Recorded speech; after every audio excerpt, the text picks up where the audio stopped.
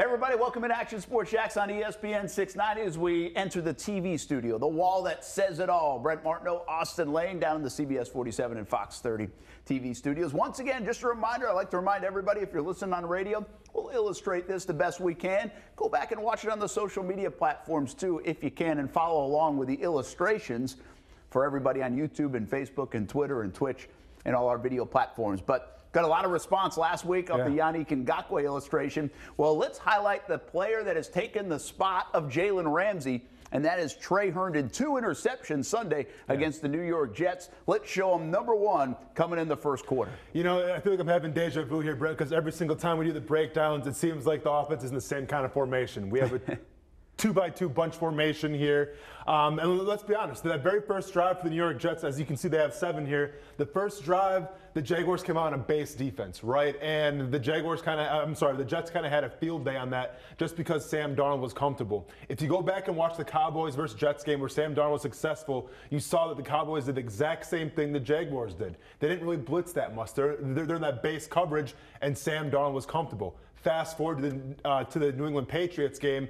New England threw the kitchen sink at him, and you saw he had some problems. New England had a field day against Sam Darnold. So this is, this is a couple series into the game now. Jacksonville's trying to switch it up a little bit. They realize that the base defense isn't working. For whatever reason, rushing 4 guys right now isn't getting home. So they actually send a blitz, and obviously, as they say, the defensive line and the secondary, they work hand in hand here. Absolutely. And so that's the formation set up. And really, the Jaguars have 1, 2, 3, 4, 5, 6, 7, 8 guys pretty much in the box. Correct. And the guy in the middle is a guy we haven't seen very often. That's Austin Calitro, the linebacker, filling in for all the injured linebackers of the Jaguars. Well, he comes on the blitz. And here you can see he almost sacks Sam Darnold, and it works out better that he didn't sack him. Absolutely, and here's the thing about it. So with Sam Darnold, when he gets pressured, when he gets stuff in his face, he's a different kind of quarterback. When he has the time to throw the ball, I think he's a pretty damn good passer. But when he gets the pressure in his face like here, Austin Calitro coming down the middle, then he starts to panic a little bit. Now, Austin Calitro, you have to make the play. I understand this is your first game kind of back start and everything like that. He has him wrapped up. You just got to finish and tackle. But you know what? It works out for the best because here's why. Yeah, here's why. And I want to take note now, if you're watching on the video streams, because Calitro looks like he's got him for a sack. Well, he doesn't sack him.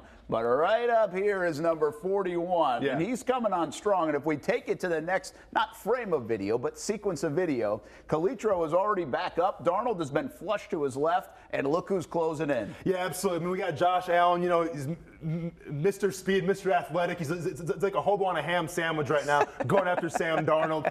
Sam Darnold can obviously feel his presence right there, right? He's nervous. And what does Sam Darnold do when he's nervous? He makes a bad throw. Now, like I said, the pass rush and the secondary, it works hand in hand. And here we have a great play by Trey Herndon. Now, Trey Herndon's a guy, Brent, when Jalen Ramsey left, when Jalen Ramsey was sitting out with the back injury and the other things that happened in Jacksonville, Trey Herndon was kind of the guy that was getting picked on a little bit, right? I mean, teams were picking on him, and it's not really a knock on Trey Herndon, I feel like. I feel like it's just more of teams respecting A.J. Boye. Absolutely. Right? So if you respect A.J. Boye, you have to attack the other side of the field, and that's where Trey Herndon is. Now, going into this game, Brent, I was shocked that Trey Herndon was on the best wide receiver, in my opinion, for the New York Jets and Robbie Anderson.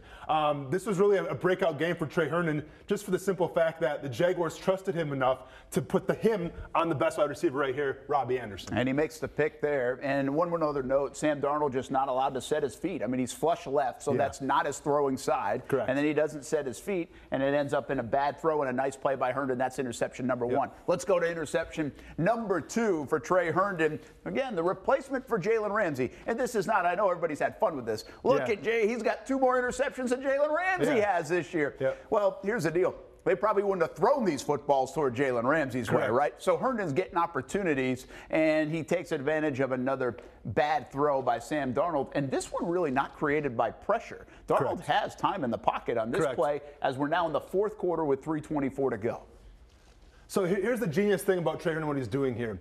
If you look where his footwork is, what's he taking away? The inside, and here's why. Because we have There's a, I think this is a safety line, but it's kind of hard to tell. Okay, yeah, so we have the safety coming down here, right? So Sam Darnold thinks right now, safety's coming down, here comes another blitz. I've been seeing it the past 2 weeks, here we go again.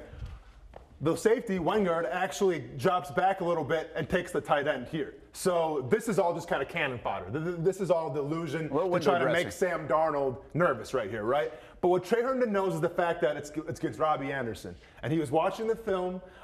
Anybody that knows Robbie Anderson knows that he beats you deep. That this guy's got wheels. Now, overall, he's a pretty good route runner, but if he's going to beat you someplace, he's going to beat you deep. So Trey Herndon takes away the inside, knowing that if he's going to beat him deep, he has a chance to recover right here. And that's why Trey Herndon does such a good job here in the pre-snap reads with the eye discipline, knowing that they're probably going to try to go deep here with Robbie Anderson because they're down right now. It is 29-15. They need a home run ball. They have Robbie Anderson. They have him going deep. So Trey Herndon understands this and kind of changes up his lineup just a little bit, as you can see his footwork right here. Keep in mind, he's a Vanderbilt guy now. That makes you a smart guy. And a smart guy in the NFL, that's good football IQ right there. As we go, so if you're just listening on the radio side, I mean, this is a 3-6, another 8 guys in the box on that formation, really. But Herndon is reading this well for what's about to happen. And we take it to the next sequence of events. The Jaguars get an okay push here. Yeah. Again, they're trying to eat right now. They're up 2 touchdowns. This is when the Jaguars defense is at its best, really. Any defense is at its best. Yeah.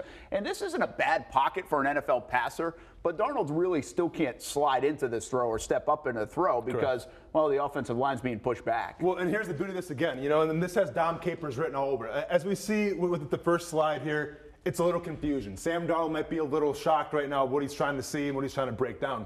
As the play develops, we see that the Jaguars they do blitz somebody and they send 5.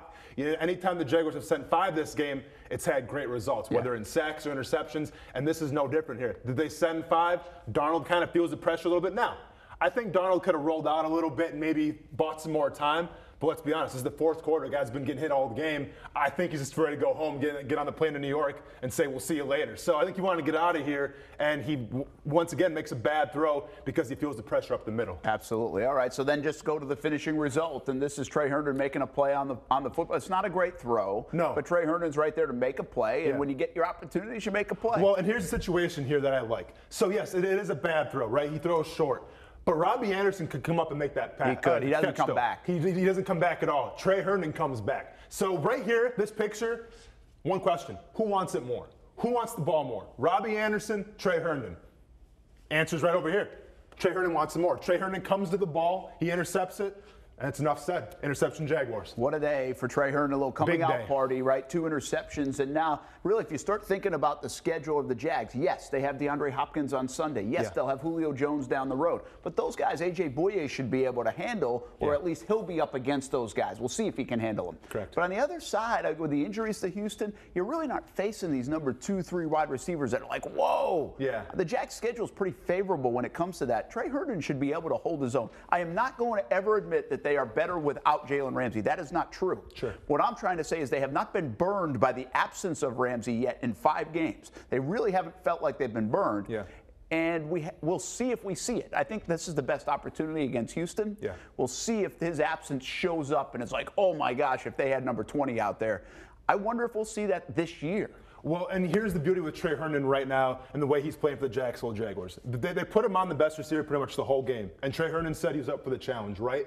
And anytime you have your second best corner up to the challenge of guarding the first best receiver, you can do a lot of things in the blitz game because that means the secondary right now isn't really a liability. We know Ronnie Harrison, we'll see with the injury coming out, but Ronnie Harrison's playing pretty good football. Jared Wilson, we don't say his name a lot, but it's like an offensive lineman. Sometimes that's a good thing. Jared Wilson's playing some good football. So the secondary as a whole right now playing some pretty good football. And anytime you have that, you can start blitzing a little more and showing some of those exotic packages where they can, try to go after the quarterback. Jaguars picked their spots and it really worked out to their benefit. All right, last one we want to show you because the secondary. We're highlighting the secondary. This isn't Trey Herndon, but instead this is Ronnie Harrison. And Harrison's been fantastic. And again, health-wise, we'll see what's up coming out probably more on Wednesday and then if he'll play and all that good stuff on Sunday. But he's been great in terms of making plays, splash plays. He's got a few picks, he's got a fumble recovery, and he had a sack on this play. This is in the 3rd quarter with 6 minutes to go. It's a 19-7 game, so a lot of football left, and the ball's at the 36-yard line.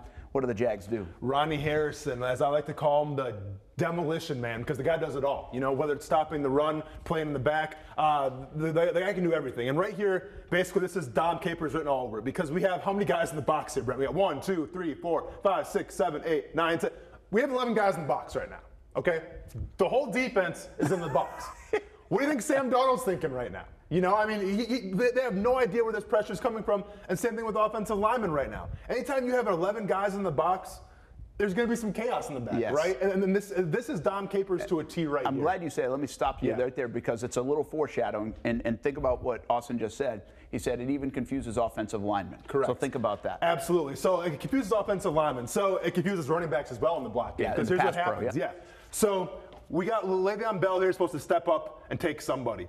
He ends up just whipping because he doesn't know where to step up to. Now, I guess the Jets are trying to put on the trade block. Maybe they're upset with this play specifically, whatever it is. But Bell messes up his assignment for sure. Once again, it's the confusion. It's the chaos caused from this look right here because you don't know where the blitz is coming from. Can I make one note, Yeah. too? We counted 10, 11 guys right inside that box, Sure. the whole football team on defense. Yeah. But when we take it to the next sequence, the ball's been snapped. Sam Darnold is back to throw. Yeah. Le'Veon Bell's going up to make a block or Yeah. try to.